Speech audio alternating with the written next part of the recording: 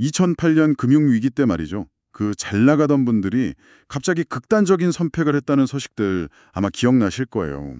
그 풍요 속에서 왜 그런 절망을 느꼈을까? 이게 참 토크빌이 1830년대 미국에서 봤다는 그 기이한 우울감이랑 뭔가 통하는 것 같기도 하고요. 안녕하세요.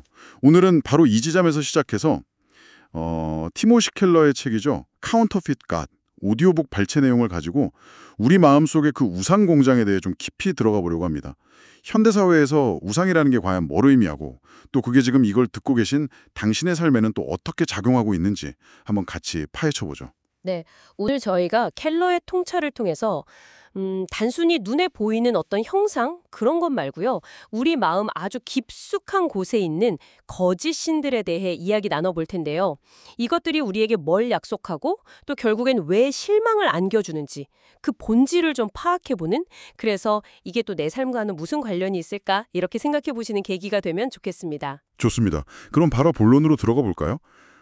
켈러는 이 우상 숭배가 뭐 옛날 이야기, 뭐 원시 부족 이야기 이런 게 전혀 아니라고 딱 잘라 말하죠. 심지어 인간의 마음은 우상 공장이다 이렇게까지 표현하더라고요. 네, 아주 강한 표현이죠. 그렇죠. 그럼 현대사회에서 우상이란 뭘까요? 켈러가 말하는 핵심은 결국 하나님보다 더 중요하게 여기는 거, 그 모든 것. 내 마음과 상상력을 하나님보다 더 빼앗아 가는 거. 예를 들면 뭐 가족, 성공, 돈, 아니면 다른 사람들의 인정, 관계, 심지어 외모나 지성까지도요. 아, 그러니까 하나님만이 주실 수 있는 걸 다른 데서 얻으려고 하는 대상이군요. 맞습니다. 아, 내가 저것만 가지면 내 삶이 진짜 의미 있어질 텐데, 정말 가치 있는 사람이 될 텐데, 든든하고 안전할 텐데, 이런 생각을 하게 만드는 바로 그거예요. 근데 여기서 진짜 중요한 지적이 뭐냐면 켈러는 이 우상들이 원래 나쁜 것들이 아니라는 거예요. 아, 그게 흥미롭네요. 네, 오히려 좋은 것들이라는 거죠. 가족, 성공, 다 좋은 거잖아요. 근데 문제는 이 좋은 것들이 우리 마음속에서 원래 하나님이 계셔야 할 자리를 딱 차지하고 궁극적인 것, 그러니까 내 삶의 의미와 안정감을 주는 거에 유일한 존재처럼 되어버릴 때 생긴다는 겁니다. 십계명 첫 계명이 단순히 어떤 종교적인 명령이라기보다는 우리 삶의 우선순위에 대한 근본적인 질문을 던지는 거군요. 바로 그거죠. 너는 나 외에는 다른 신들을 내게 두지 말라. 이게 바로 그 이야기인 거죠. 네, 켈러는 이걸 또 재미있게 풀어요. 고대의 미의 여신 아프로디테나 풍요의 여신 아르테미스 이런 신들이 있지 않습니까? 그걸 오늘날의 외모지상주의나 아니면 성공을 위해서 가족을 막 희생하는 그런 모습들과 연결시키더라고요. 아, 현대사회에도 여전히 신정과 희생이 있다. 그렇죠. 어쩌면 현대의 사무실, 헬스장, 아니면 경기장 같은 곳들이 우리가 시간과 에너지를 희생 제물로 바치는 새로운 신전일 수 있다는 거죠. 예를 들어서 그 엘리어스 피처 같은 유명 정치인 사례도 들고요. 또 데이비드 브룩스가 말한 오직 그 수직적인 관계, 그러니까 일적인 관계에만 능숙한 성공한 사람들 있잖아요. 성공이라는 우상에 모든 걸 바쳤지만 결국에는 뭐랄까 깊은 외로움이나 관계 단절을 겪는 모습들. 아, 돈도 마찬가지라고 하죠. 이게 약간 영적인 중독이 될 수 있다고요. 네, 맞아요. 처음에는 만족감을 주지만 갈수록 더 큰 위험을 감수하고 그러면서 만족감은 점점 줄어들고 결국에는 비유하자면 술 취한 다음 날처럼 모든 걸 망가뜨릴 수 있다는 거죠. 여기서 슬픔과 절망을 구분하는 게 중요하다고 하셨어요. 네, 슬픔은 예를 들어 시험에 떨어져도 아, 다음엔 잘할 수 있어 라던가 다른 길이 있겠지 하는 다른 위안거리가 있는 상태예요. 하지만 절망은 달라요. 이 시험 합격이 내 인생의 전부였는데 이게 사라져버려서 정말 아무런 위안도 희망도 없는 상태. 아, 켈러는 바로 이 우상을 잃어버렸을 때 오는 감정이 이런 영혼을 파괴하는 절망이라고 말합니다. 위안이 없는 상태예요. 그 반지의 제왕에 나오는 절대반지 비유도 들잖아요. 처음엔 좋은 의도였죠. 이 힘으로 세상을 구하겠다, 평화를 이루겠다. 네, 그렇죠. 근데 결국 그 반지가 주인을 노예로 만들고 다른 모든 가치를 파괴해 버리잖아요. 우상은 결국 우리를 그렇게 통제한다는 겁니다. 그렇게 파괴적인데 왜 우리는 자꾸 이 우상들에 끌리는 걸까요? 켈러는 성경의 비유를 들어서 우리가 이 거짓 신들과 관계 맺는 방식이 크게 세 가지라고 설명해요. 사랑하고, 신뢰하고, 복종하고. 사랑, 신뢰, 복종. 네, 첫째는 사랑인데 이건 결혼의 비유로 설명해요. 하나님 대신 다른 것, 예를 들어 연애 상대나 직장에서의 성공을 더 갈망하고 거기서 더 큰 기쁨을 얻는 거죠. 일종의 영적 간음이라고까지 표현하더라고요. 우리의 공상, 그러니까 우리가 가장 소중하게 꾸는 꿈속에 이 우상이 숨어 있을 수 있다는 거예요.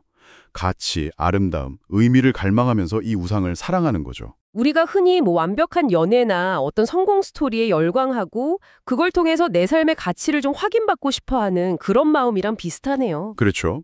둘째는 신뢰. 이건 종교적인 비유인데요. 하나님 대신에 내 개인적인 성취나 아니면 뭐 재정적인 풍요 이런 데서 궁극적인 평안과 안전을 찾으려고 하는 거예요.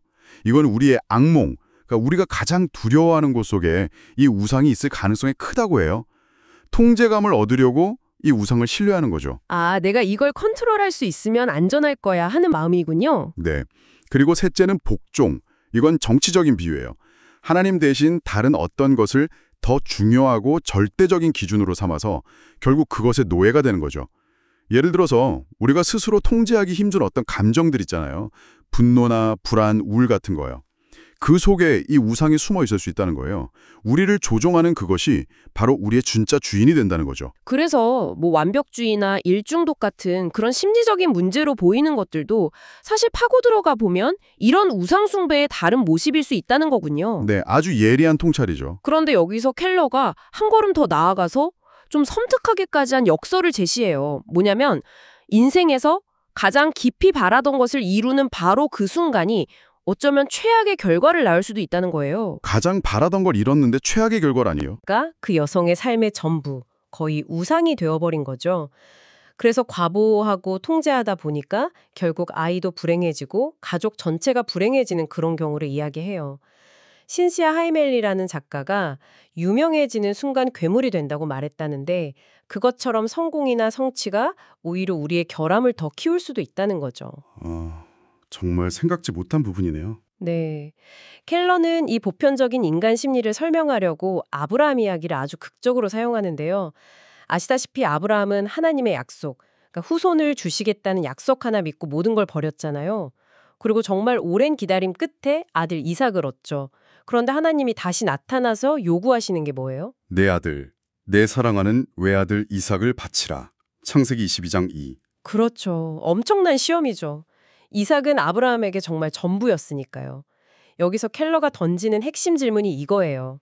아브라함은 과연 하나님을 기다린 걸까? 아니면 그냥 아들을 기다린 걸까?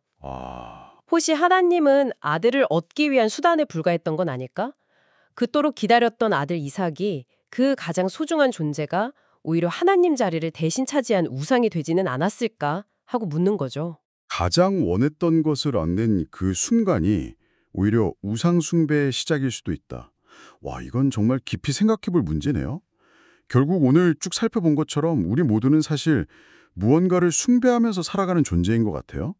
중요한 건 지금 당신의 마음과 에너지, 또 시간과 감정을 가장 많이 쏟고 있는 대상이 무엇인지, 또 당신을 가장 두렵게 만들거나 혹은 가장 간절하게 만드는 것이 무엇인지 스스로 한번 돌아보는 것이겠죠. 켈러의 통찰처럼 이런 거짓 신들은 결국 우리를 실망시키거나 심지어 파괴적인 절망으로 이끌 수도 있으니까요. 네, 2008년 금융위기 같은 그런 큰 사건들은 어쩌면 우리 사회가 얼마나 덧없는 우상에 기대고 있었는지를 보여주는 그런 순간이었을지도 모릅니다. 어쩌면 이런 환멸의 기회라고 할까요? 이런 순간들이 오히려 우리가 진짜 중요한 것을 볼 수 있게 해주는 건지도 모르겠어요. 청취자 여러분도 한번 여러분의 삶을 돌아보시면 어떨까요? 아주 좋은 것인데 너무 좋아서 나도 모르는 사이에 내 삶의 궁극적인 것, 거의 신적인 자리를 차지해버린 것은 혹시 없을까요? 마음속 깊은 곳의 불안이나 혹은 평소에 즐겨하는 공상이 어쩌면 당신이 진짜로 의지하고 있는 그 숨겨준 우상에 대해 뭔가를 말해주고 있을지도 모릅니다. 잠시 생각해보시는 시간이 되었으면 좋겠습니다.